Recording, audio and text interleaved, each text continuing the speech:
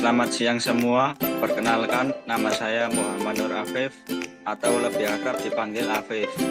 Pada podcast kali ini, kami akan membicarakan tentang apa itu komunikasi secara nonverbal dan prinsip komunikasi secara nonverbal. Di sini saya bersama temanku, yaitu Nabila Rizky Aurora. Selamat siang semua. Halo, perkenalkan namaku Nabila Rizky Aurora atau biasa akrab dipanggil Bella. Ya, baiklah, mari kita simak penjelasan yang menarik dari Nabila. Nabila, apa sih itu definisi dari komunikasi nonverbal?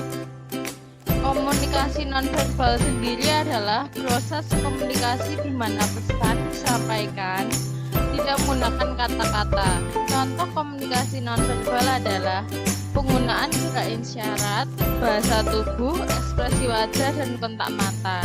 Penggunaan objek seperti pakaian, potongan rambut, dan sebagainya. Simbol-simbol serta cara berbicara seperti intonasi, penekanan, kualitas suara, gaya emosi, dan gaya berbicara. Jadi gitu ya penjelasannya.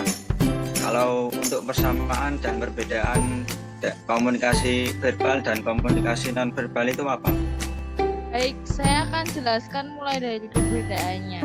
Dalam berkomunikasi terdapat dua jenis komunikasi yang ada dalam kehidupan sehari-hari.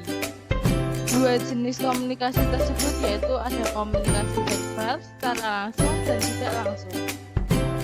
Komunikasi verbal sendiri adalah bentuk komunikasi yang disampaikan oleh komunikator kepada komunikasi dengan cara tertulis maupun lisan. Dalam pelaksanaannya, komunikasi lebih mudah disampaikan secara verbal daripada non-verbal. Kenapa? Karena berbeda dengan komunikasi verbal yang menggunakan bahasa dan kata, non-verbal dilakukan dengan isyarat atau gerakan tubuh.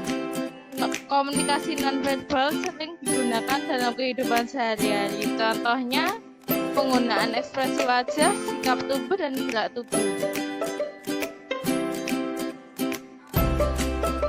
Cukup menarik juga untuk dibahas nih.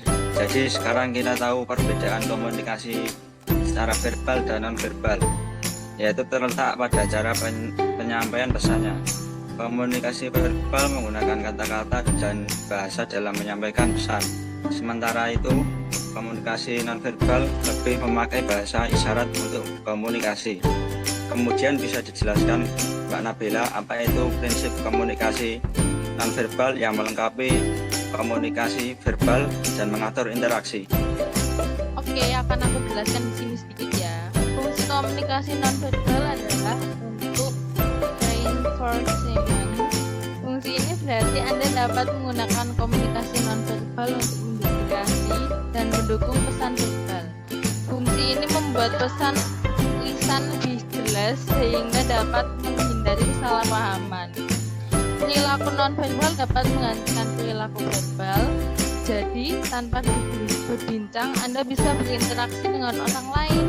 Misalnya, seorang pengamen mendatangi mobil Anda, kemudian tanpa mengucapkan sepatah kata apapun, kalian pasti dapat mengerti itu artinya apa kan? Biasanya itu artinya tidak atau yang lain. Baiklah, itu tadi penjelasan secara singkat tentang kaitan komunikasi verbal dengan komunikasi non-verbal yang kaitannya dengan interaksi manusia. Kemudian bisa dijelaskan apa kaitannya komunikasi non-verbal dengan membentuk tingkat hubungan dan mencerminkan nilai budaya. Oke, di sini aku akan jelaskan sedikit ya. Komunikasi non-verbal lebih alami sih, itu terjadi secara otomatis. Jadi sulit untuk dipalsukan. Itulah yang membuat mereka bisa lebih percaya daripada kata-kata yang kita ucapkan. Jika Anda perhatikan, membaca bahasa tubuh adalah topik yang menarik bagi banyak orang, sehingga membentuk tingkat hubungan dengan orang lain dengan baik. Jika dikaitkan dengan nilai budaya asal seseorang amat menentukan bagaimana orang tersebut berkomunikasi secara non-verbal. Perbedaan ini dapat meliputi perbedaan budaya barat, timur, budaya konteks tinggi, dan konteks rendah, bahasa, dan sebagainya. Contohnya, orang dari budaya oriental cenderung menghindari kontak mata langsung, sedangkan orang timur tengah, India, dan Amerika Serikat biasanya menganggap kontak mata penting untuk menunjukkan kepercayaan. Dan orang yang menghindari kontak mata dianggap tidak dapat dipercaya. Oke, baiklah, itu dia penjelasan dari Nabila tentang komunikasi nonverbal dan prinsip-prinsip dalam komunikasi nonverbal. Terima kasih pada Nabila yang sudah memberikan penjelasannya. Sekian podcast yang kami sampaikan dan sampai jumpa di lain kesempatan.